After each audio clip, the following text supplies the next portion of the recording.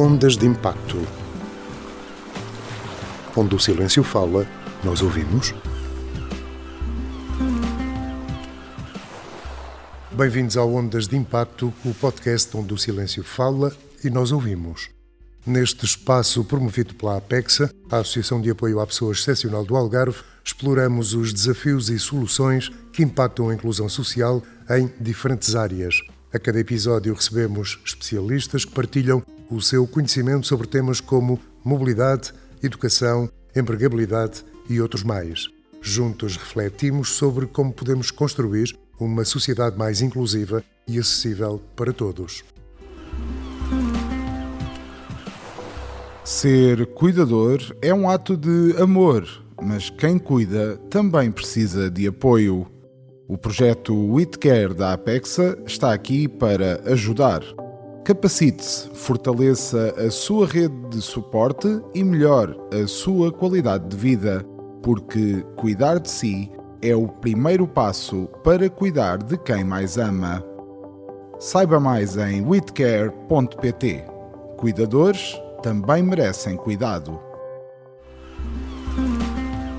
Olá, viva e bem-vindos a mais um Ondas de Impacto e hoje trazemos mais uma história. E como eu sempre digo, qualquer história começa com Era uma vez. Ora bem, era uma vez uma família que vivia em Leiria. A família tinha já um puto com 5 anos e acontece mais uma barriguinha. E da barriguinha acontece o Tito. O Tito nasce com uma estranha e rara doença que tem um estranho nome também chamado spina bífida. Creio que a spina bífida terá 4 estirpes.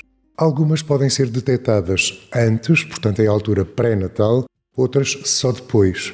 Olá, Maria do Céu. Olá. A mãe do Tito. Exatamente. Como é que foi? Teve a informação antes ou só depois é que conseguiu perceber o que tinha acontecido ou o que aconteceu e o que nasceu? Só depois do Tito nascer é que tive conhecimento que tinha um bebê com espinha bífida. Nunca tinha ouvido falar, nem sequer sabia. Pois, é tão estranho, não é? E fiquei ali sem saber o que é que me tinha acontecido. Como é que soube? De uma forma muito má, péssima. O Tito nasceu por volta das 7h30 do final do dia. Disseram-me que eu tinha um menino com um problema na espinha. Não cheguei a ver e ele seguiu no INEM para Coimbra. Ao fim de 3 dias, só é que eu conheci o Tito. E que lhe deram a informação? Tive 3 dias sem saber nada. Disseram-me nesse dia só isso. Eu perguntei o que era espinha bífida. Disseram-me que depois havia de vir algum médico falar comigo, que também não apareceu. E pronto, e fiquei ali na cama do hospital à espera de... Ó céu, isso já era uma negligência médica. Sim, um pouco, acho que sim. Creio que não poderei chamar-lhe outra coisa. A médica chegou ao pé de nós logo após o nascimento do Tito e disse: vocês foram infelizes, tiveram um bebê com problemas. O marido estava comigo, seguiu logo para Coimbra com o Tito. Eu disse que queria ver o bebê, disseram-me que me vinham mostrar antes dele ir, mas não mostraram. Portanto, eu fiquei 3 dias... Sem ver o Tito, sem conhecer o Tito. Sem conhecer o Tito. Eu chamei-lhe de negligência e acho que continuo a chamar alguma negligência. Estamos a falar de há 33 anos. Exatamente. Provavelmente as coisas estariam muito menos desenvolvidas do que hoje, mas nada justifica que uma mãe fique 3 dias sem ver o filho e sem ter informação como deve ser do que aconteceu com o filho. Spina bífida, eu continuo a achar um nome estranhíssimo, sei que é uma doença rara, não acontece muitas vezes. Ora bem, mas nasceu o Tito e nasceu com a tal da spina bífida. Como é que foi? O que é que aconteceu na família? Porque eu creio que tudo muda.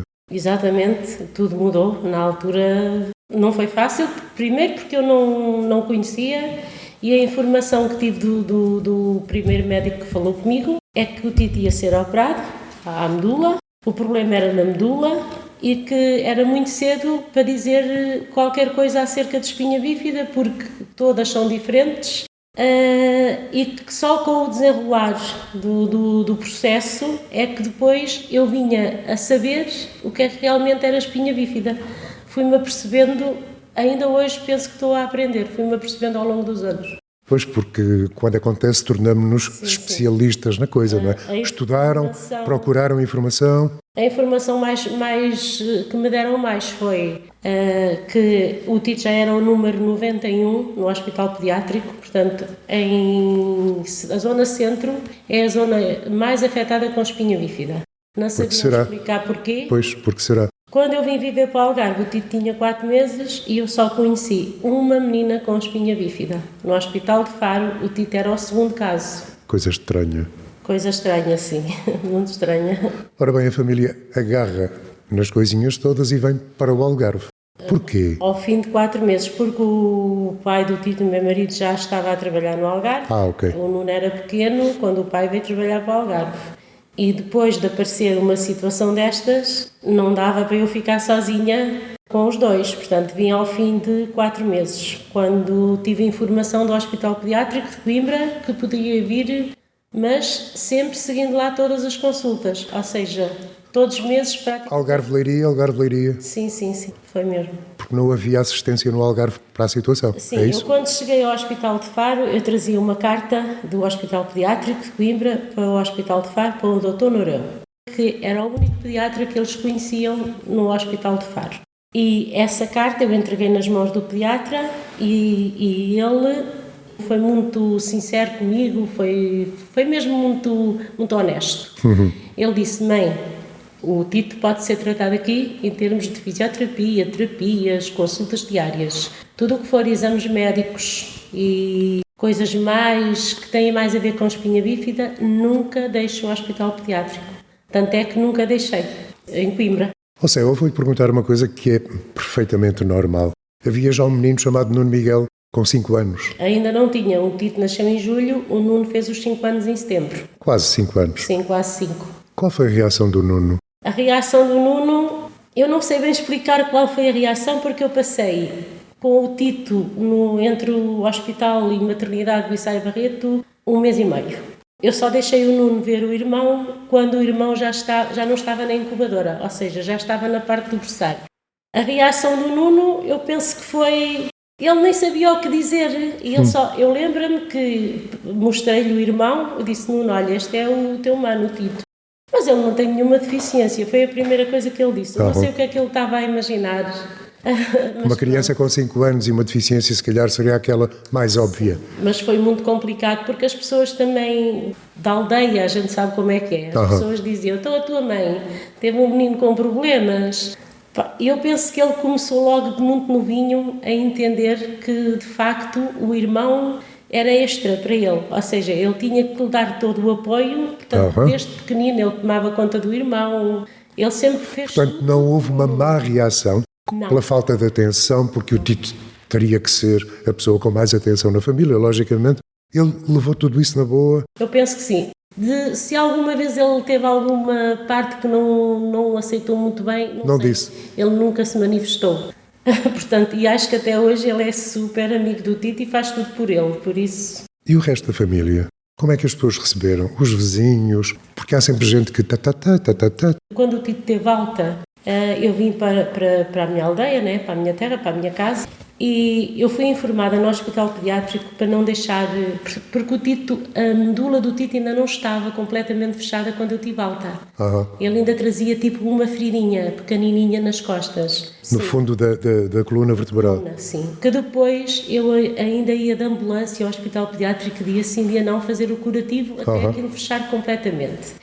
E as pessoas disseram, os médicos informaram-me e disseram-me que não dava para estar assim muita gente, para não deixar as pessoas pegarem muito no Tito, porque dali podia aumentar alguma infecção. Pronto, tive pessoas que perceberam, tive outras que não. Ou seja, tive pessoas que até da própria família chegaram a dizer: eu não vou lá ver porque já ouvi dizer que a mãe não quer que ninguém veja o Tito. Mas não era isso. Bela maneira de dizer que se lixa de taça. Houve ali aquela parte assim de... Para mim não foi muito difícil, porque eu também não ligava muito.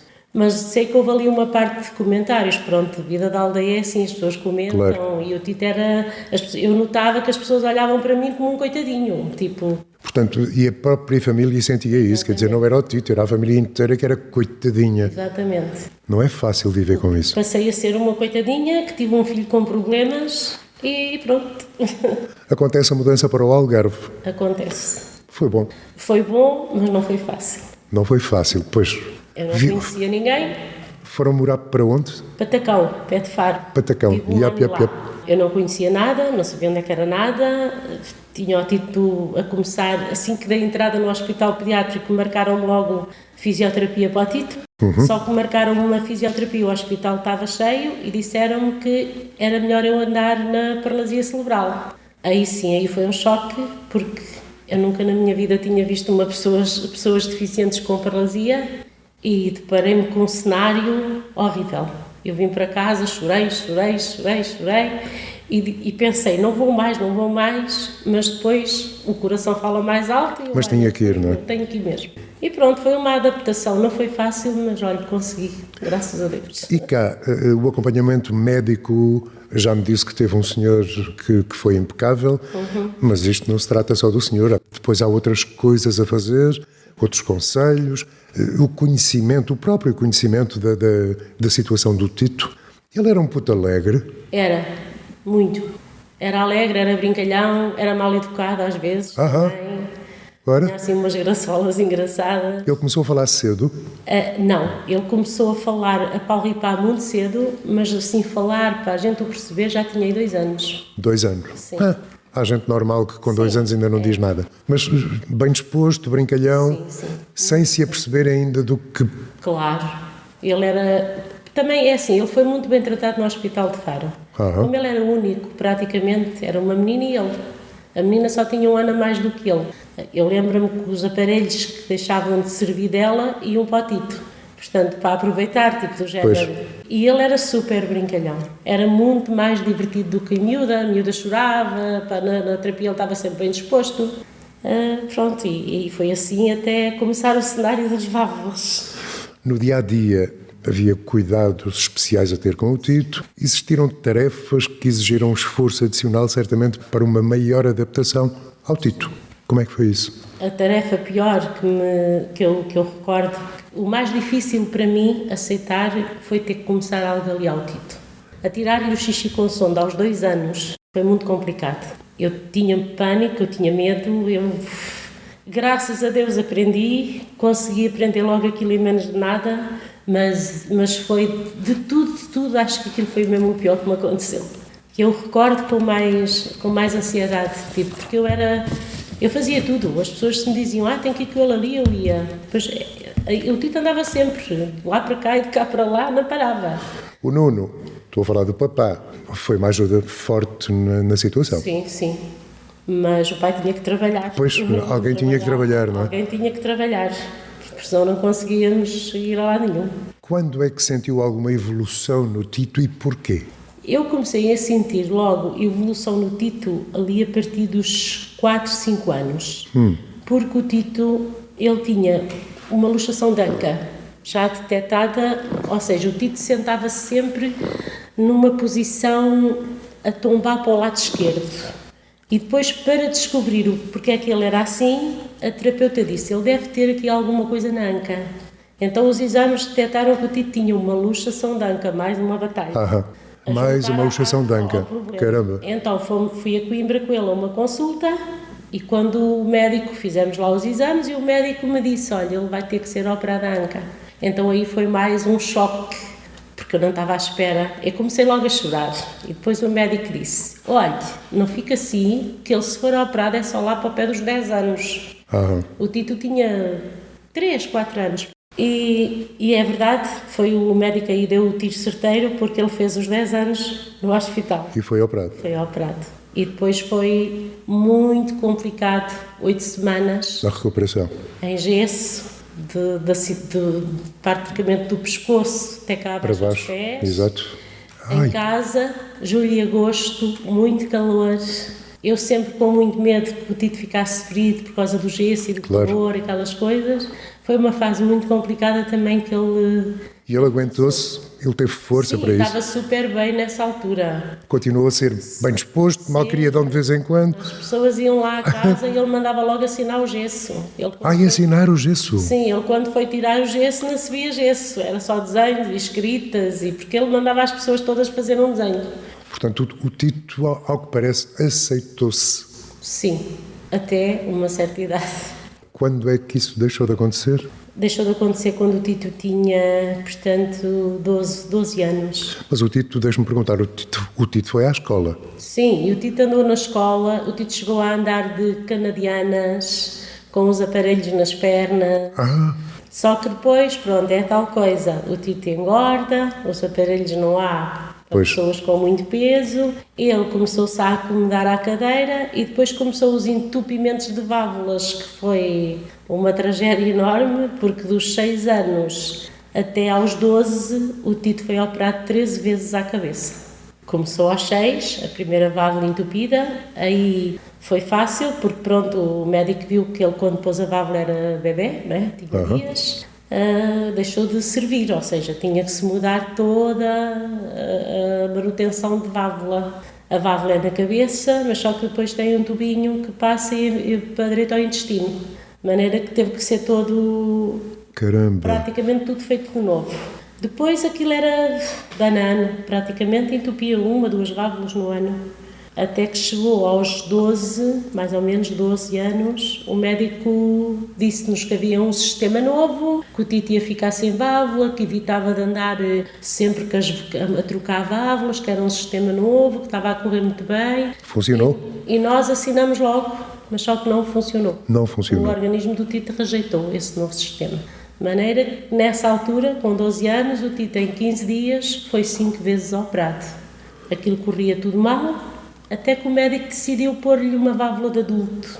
De adulto? Sim, uma válvula, já ele tinha 12, levou logo uma válvula de adulto. A partir daí, nunca mais nenhuma entupiu, nunca mais teve problemas de entupimento de válvula. Mas ele recuou um pouco naquilo que era o Tito expansivo, etc. A partir daí é que começou a tragédia do Tito. Quando é que ele começou a ir à escola? Ele começou logo aos 6 anos. Aos 6 anos? Sim. Como entupia muitas vezes as válvulas, aí ele acabava por perder os anos. Claro. Geralmente era sempre Páscoa, Natal, aquilo era ali de 6 em 6 meses, durante um ano aquilo entupia. Geralmente calhava sempre na Páscoa ou no Natal. Primavera? Sim, aquela parte ali de... Outono, inverno. E entupiam sempre durante a noite. Daí também o nosso pânico de ter que estar ao pé dele durante a noite com medo que aquilo já depois entupisse. E não andar por ela, porque ele ficava completamente apático quando entupia. Os sintomas que ele tinha, hoje sei que não são todos iguais. Há algumas crianças com válvula entupida que desmaiam. O Tito não, o Tito vomitava e ficava rígido, não conseguia virar a cabeça para lado nenhum. Pronto, a partir daí íamos logo para Coimbra, daqui para Coimbra logo e tinha que ser... O Tito foi para uma escola normal? Foi. Como é que foi recebido? Muito bem. Naquela altura não se chamava bullying, agora é que se chama este estrangeirice. O Tito ainda teve um episódio de bullying. Ah, é? Mas foi só um dia, porque eu depois fiz questão de marcar com a professora dentro da sala e explicar a todos os miúdos porque é que o Tito usava fralda. Eu um dia saí com o Tito do carro e ouvi um miúdo dizer assim para o outro: olha, vem aí o Dodote. Pois. E aquilo, fiquei assim um bocadinho apreensiva. Depois perguntei à professora e a professora disse que ia falar com eles. Só que eles continuavam. Tipo, com aquela idade é terrível. Marca aqui uma horinha, eu venho aqui e vou explicar aos meninos todos porque é que o Tito... foi esse céu que lá foi? Foi. A professora marcou, não só para a sala do Tito, mas praticamente para toda a escola, foi na cantina, lembro-me perfeitamente, eles estavam a acabar de almoçar, e eu entrei e expliquei porque é que o Tito usava fralda. E disse que ainda bem que nenhum deles usava fralda, mas que podiam também vir a usar, por um motivo qualquer. Então, olha, pronto, a partir desse dia, o Tito deixou de ser Dodote. Deixa-me perguntar, eles fizeram perguntas? Não, só houve um miúdo que disse assim: a minha avó também já me disse isso uma vez, não se deve gozar com ninguém com problemas. A partir daí o Tito tinha super amigos e gostavam muito dele mesmo. Os miúdos, eles não deixavam ninguém de estranho empurrar a cadeira do Tito, ou seja, havia 2 ou 3 que eram os donos do Tito e da cadeira, e isso foi muito bom para o Tito, só que depois, como o Tito foi parando os anos, os amigos foram... Depois mudando. Sim, os amigos passavam, ele não, e então eu tinha medo do próximo ano, sempre que entrava um novo ano, eu dizia assim, oh meu Deus, a Vou ter que ler outra vez explicar, se calhar, não? Os miúdos são outros. Pois, Não. Nunca foi preciso. Não. E ele teve sempre professores muito bons, não posso queixar. Ele estudou até que ano, Céu? Ele estudou até ao 9º.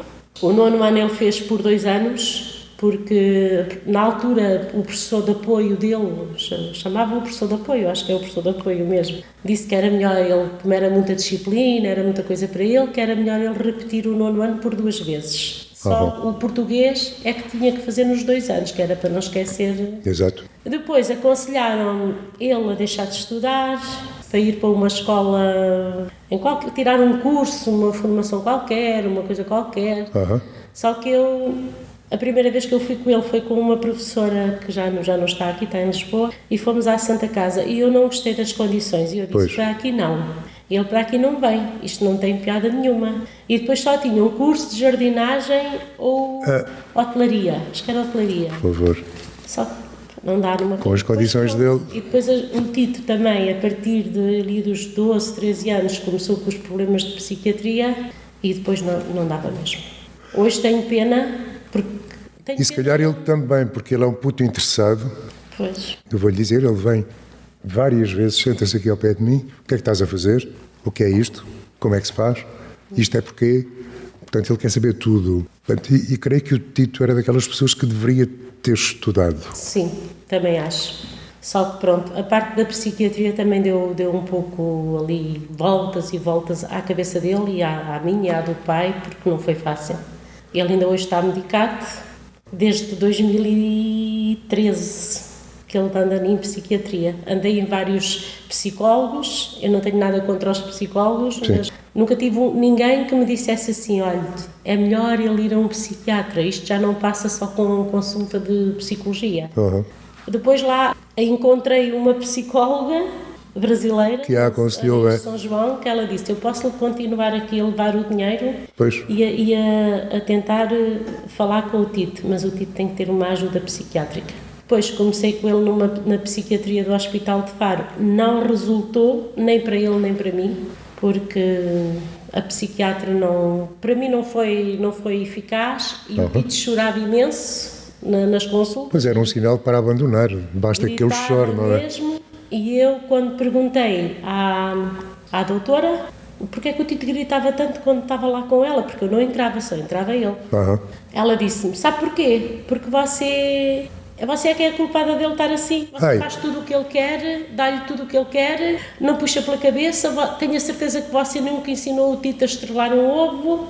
E eu disse, desculpe, uma cadeira de rodas estrelar um ovo, fogão, não há nada mais fácil para ele fazer. Pronto. E eu disse, nunca mais cá venho, não gostei dela. Depois comecei com um psiquiatra num hospital particular de Lolé, que drogou, pura e simplesmente. Pronto, o Tito fazia 20 e tal perguntas durante a noite, todas relacionadas com o medo. Medo? Medo da morte. Medo que morria, medo que a válvula entupia. Coisa que ele nunca tinha tido até aí. Nunca tinha tido até esse ano. Só que a justificação que o psiquiatra onde ele anda hoje me deu é que é assim, as válvulas sempre entupiram de noite. Portanto, todos os episódios o Tito lembra-se de tudo. Mas isso era escusado de ser dito ao Tito, creio eu. E ele sabe que as válvulas sempre entupiam de noite. E então começou a ter medo de dormir sozinho. Começou a dormir comigo, eu comecei-me a deitar com ele e ele começou a dizer perguntas, aquilo que o preocupava. Eram 25 perguntas todas as noites. 25 perguntas todas as noites? As mesmas? As mesmas, todas certinhas. Portanto, começava na primeira e acabava na outra. Quando chegava ao fim, se ainda não estivesse a dormir, ou quase a dormir, virava outra vez. Voltado ao princípio. E durante 4 meses foi assim, todas as noites. Ele adormecia-me tipo 4 da manhã, mais ou menos, 4, 5, com medicação, e era assim que ele estava. O médico de Lolé deixou-o sem falar, ou seja, o Tito não tinha interesse para nada, o Tito não falava, não comunicava. Pelo efeito dos medicamentos. Pronto, exatamente. Até que eu disse, não, também não quero o Tito assim. Prefiro que ele me faça as perguntas todas, claro, do que esteja o miúdo assim, porque ele estava completamente apático. Era tipo do género, ele adorava ir passear ao shopping. Eu cheguei a levar o Tito ao shopping ao sábado, depois do almoço, e ia lá buscá-lo ao final do dia.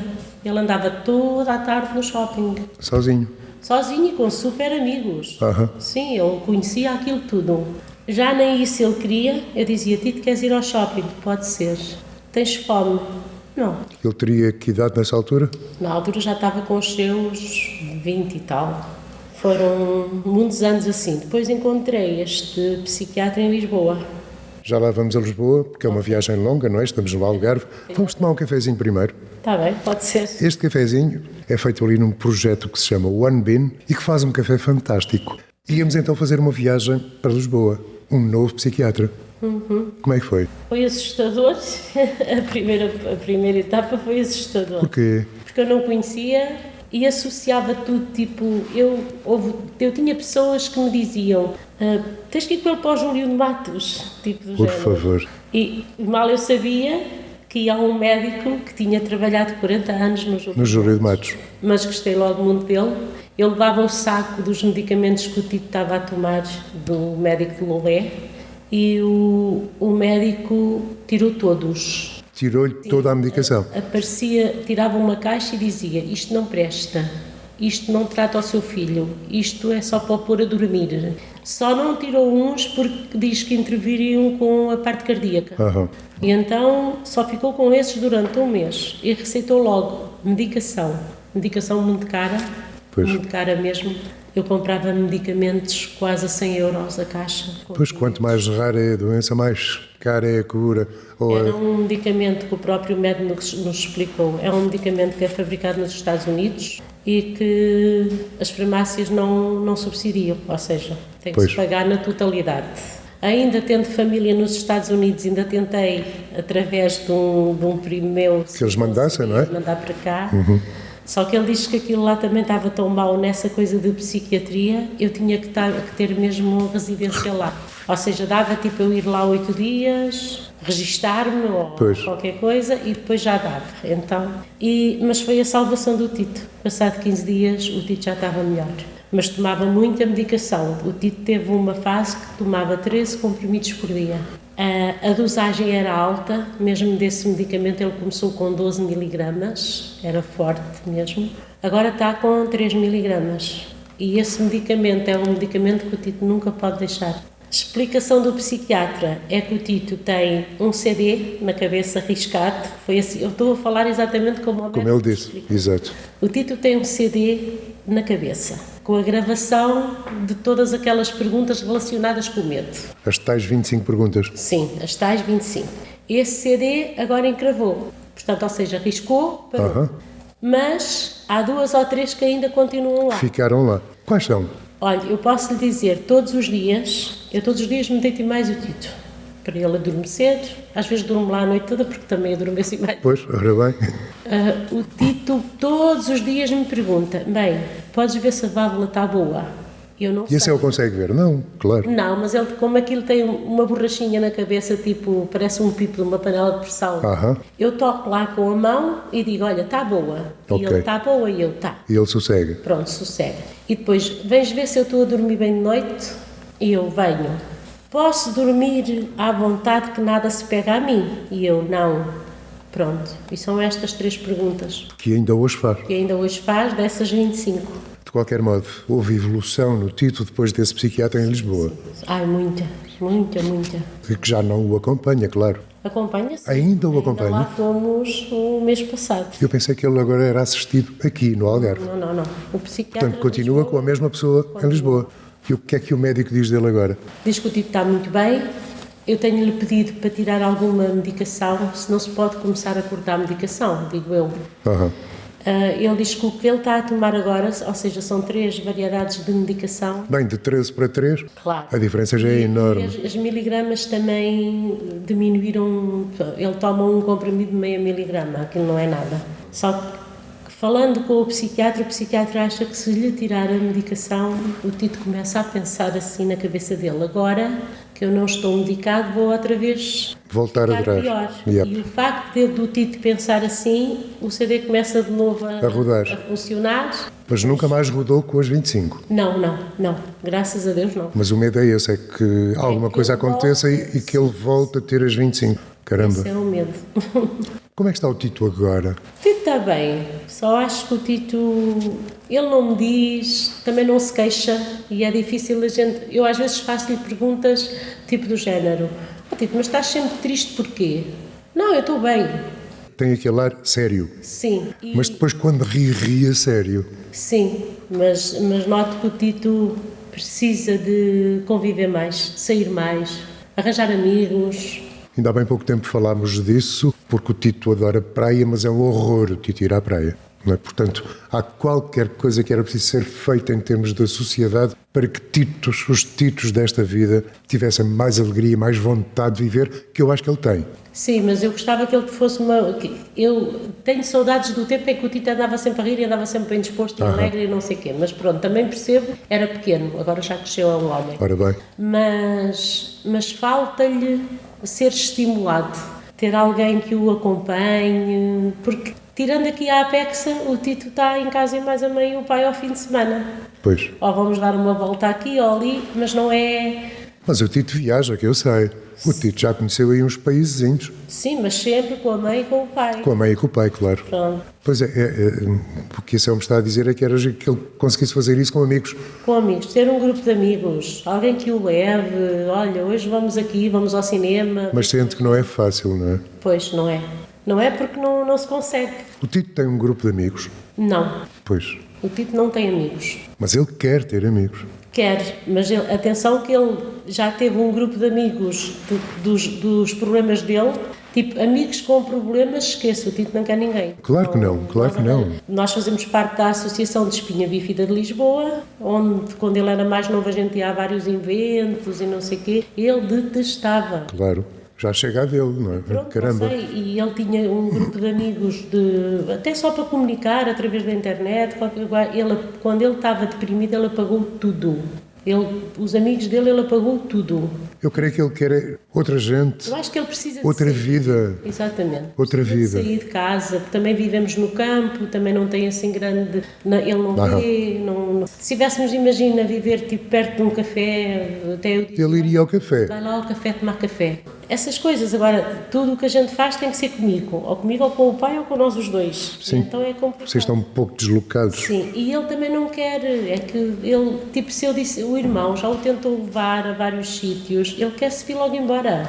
Ele não se sente à vontade, por isso eu acho que ele precisa de ser trabalhado nessa área, ou seja, ter alguém com quem ele sinta confiança, porque isso é a primeira parte. Claro, claro. Ele se não confiar... E não é fácil, não é? Não é fácil ele conseguir confiar. Se não confiar uma vez, nunca mais confia. Ora bem, ora bem. E também é o género de pessoa assim, se lhe fizerem uma coisa que ele não gosta, esquece, Não voltam a fazer. nunca mais quer saber mais nada disso. O que eu acho que ele precisava era mesmo isso. Ele e eu também. Precisava de ter Espaço alguém. para si. Exatamente. Porque o seu espaço encurtou desde que nasceu o Tito. Há 33 anos. Como é que se sente?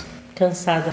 O que é que gostava que acontecesse? Gostava de ter alguém em quem o Tito confiasse, que fizesse aquilo que eu faço é impossível, que nisso não aparece. Mas deixe-me perguntar, e esta é mais difícil, e esse é o confiaria? Vou levar tempo também. Pois. Tenho que me adaptar igual a ele. Pois, Não exatamente. posso confiar numa pessoa logo assim à primeira. Mas precisava de uma pessoa que, além de me aliviar a mim, se eu soubesse que o Tito gostava dessa pessoa e essa pessoa levasse dar uma volta, ou sábado, ou domingo, ir aqui, ir ali, acho que já me estava a ajudar bastante.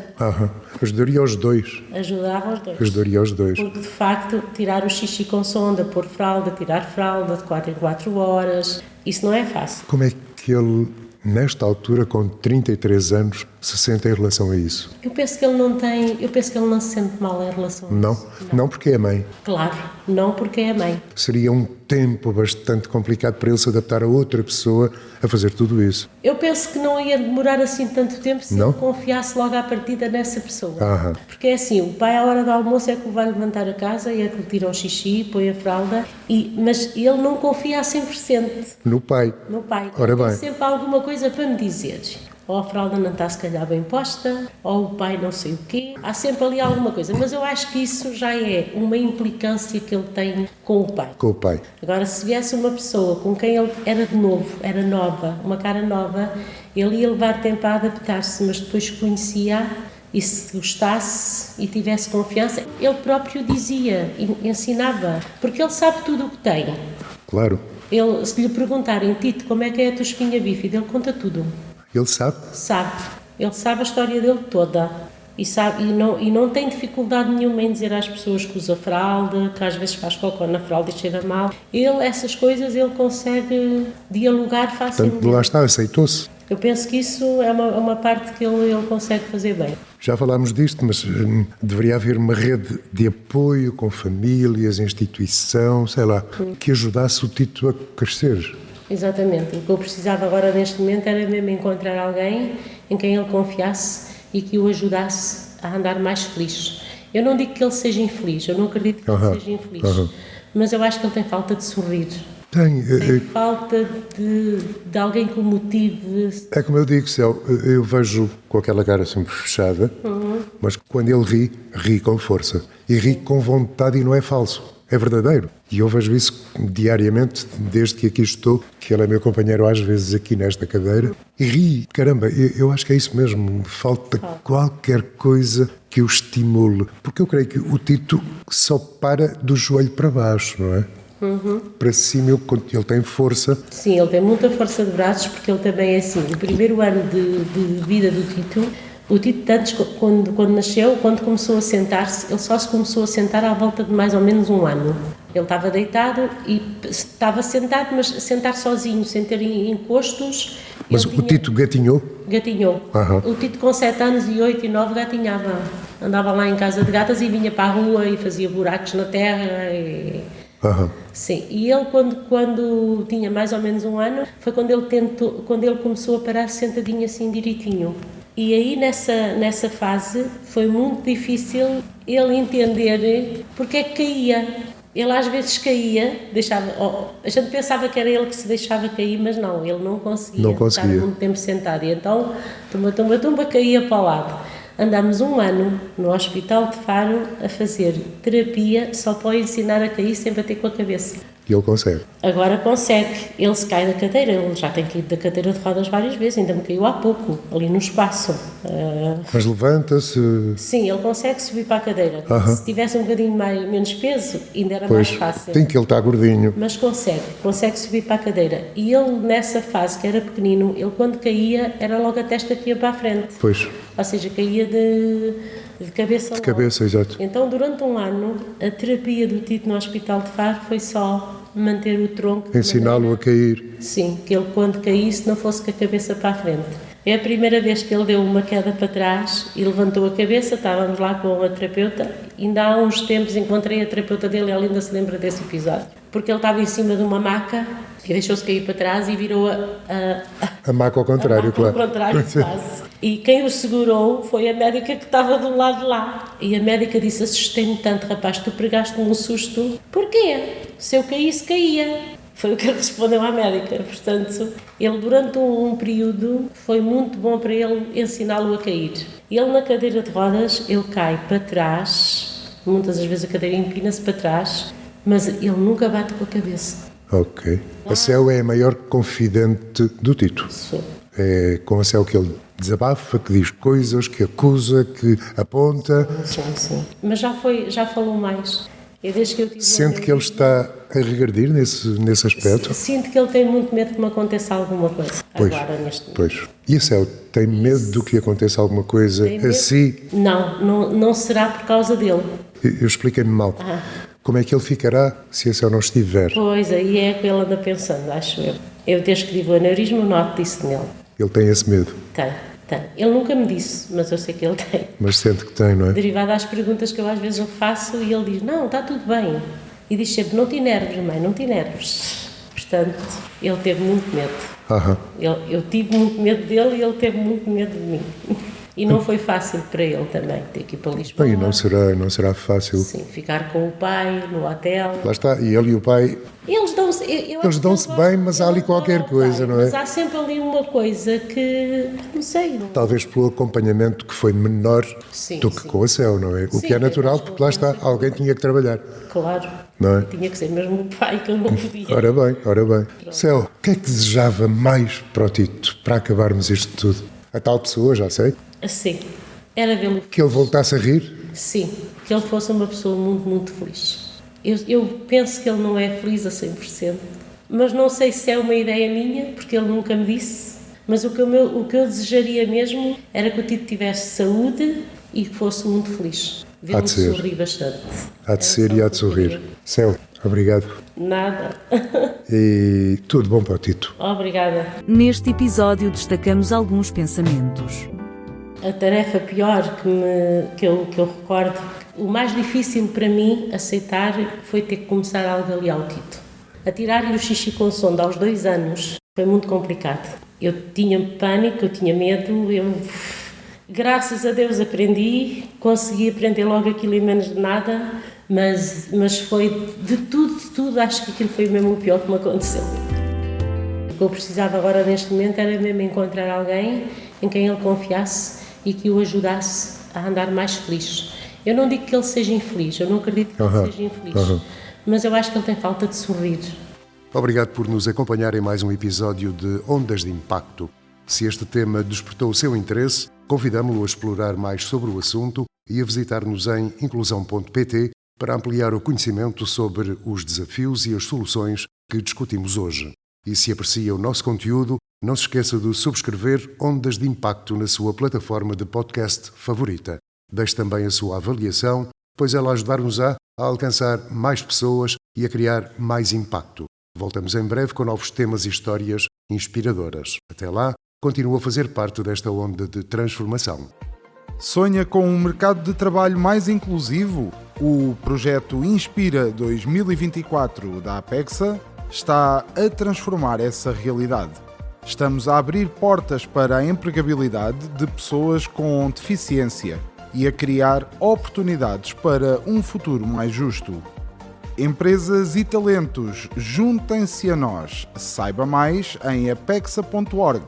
Inspira 2024. Juntos criamos inclusão.